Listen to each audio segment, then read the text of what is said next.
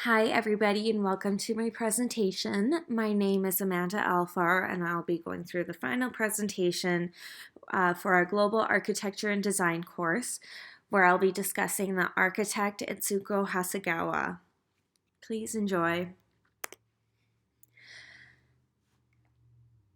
Introducing Itsuko Hasegawa will include the biography of her life, major contributions, major architectural work, and her influence on technology and design with those architectural works that I have chosen for this presentation. To begin with her biography of life, I wanted to start with her age, which she is born December 1st, 1941, which makes her 78 years. Her birthplace is Shizuoka, Japan, where she is currently still residing in, which is Japan. She spent her education getting her architectural degree from Kanto Gakuen University in 1964, and followed by after studied research at Tokyo Institution of Technology for 2 years. Her post-education was spent working at the Tokyo Institution of Technology and assisted at the Kazu Shinohara Atelier, where she was working alongside a famous architect. She then started her own firm, which was called Itsuko Hasegawa Atelier in 1978, which is still going strong today. A fun fact I learned about her was one of her interests were sailing, and she wanted to be aware of the sky, which she tends to use in her architectural pieces today, which I will show you later in this presentation. Some of her major contributions were that she was one of the first female architects in Japan and won many awards, featuring the Honorary Fellow of Royal Institute of British Architects, Avon Arts Award, Building Contractors Society Prize, Cultural Award for Residential Architecture, Design Prize from the Architectural Institute of Japan, and she was recently the winner of the first Royal Academy Architecture Prize in 2018. The first architectural piece I wanted to look into by Itsuko Hasegawa was the Museum of Fruit. Here you can see some of the images of the space. To go on about the Museum of Fruit, it is designed in the Yamanashi Prefecture near Mount Fuji in Japan and was completed in 1997. Symbolism is created as the three shells-shaped building represent the fruits of spiritual sensuality and intelligence and lust. Expressions of the contextual ecology is presented through the shining light within the screened structure in a paradisical greenhouse.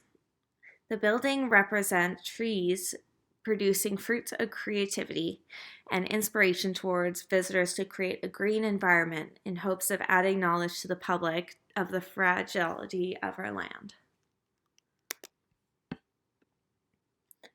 Some more information about the Museum of Fruit, as some interesting facts that the Yamanashi Prefecture produces one of the best fruit yields in Japan.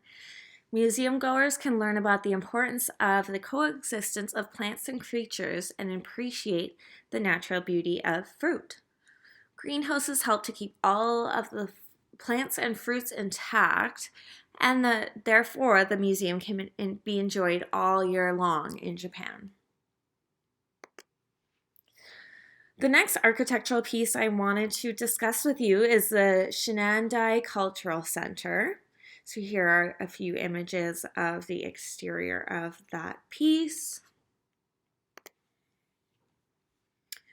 So about the Shinandai Cultural Center, it was completed in 1991, again in Fujisawa, Japan, where it is a children's museum. Itsuko Hasegawa won the competition to design the center, which is composed of reinforced concrete and steel.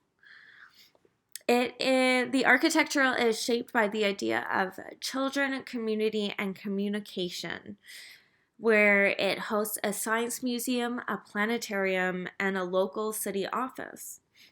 You can see that futurism and cosmic concepts are invoked by the spherical forms of the center. Here are some elevation drawings that I found on the Shenandoah Cultural Center, which I found were pretty neat to see all of the architectural elements for this piece. So with these buildings, the influence of technology included the completion of both buildings included extensive interviewing with clients to discover aspects of design that are not readily apparent. And then computer-aided design methodology are used to assist this tactic, and thus resulting in an unusual balance between rationality and acted out in a layer mentality. These elevation drawings are the best way to express that use of technology and design with her pieces of work, and to develop the elements and all of the unknown mythology factors that she wanted to perceive in her pieces. So, in conclusion, after reviewing and researching the architect Itsuko Hasegawa, I have noted that she has been described as Japan's most important architects. As a female who's getting into the design world, this is very admirable to me, and it's very interesting because she was one of the first female architects in a wide known country and is still working to this day. It really shows inspiration and excites me in the design world. I also wanted to note that she is known for her experimental designs. She does use the vast sphere shape design in a lot of her buildings, some of which I have not put into this presentation, but if you do research on her further, you will see she likes to use the clear sphere shaped designs to again go on to the fact of her sailing, where she likes to see the sky, which is very interesting to me. And her practice continues to be developing amazing pieces of work till this day. You can search her website to check out other pieces of works. There's so many that are absolutely incredible. But otherwise, I hope you enjoyed this presentation. I hope you learned enough or want to learn more about Itsuko Hasegawa and her amazing work as an architect. Thank you.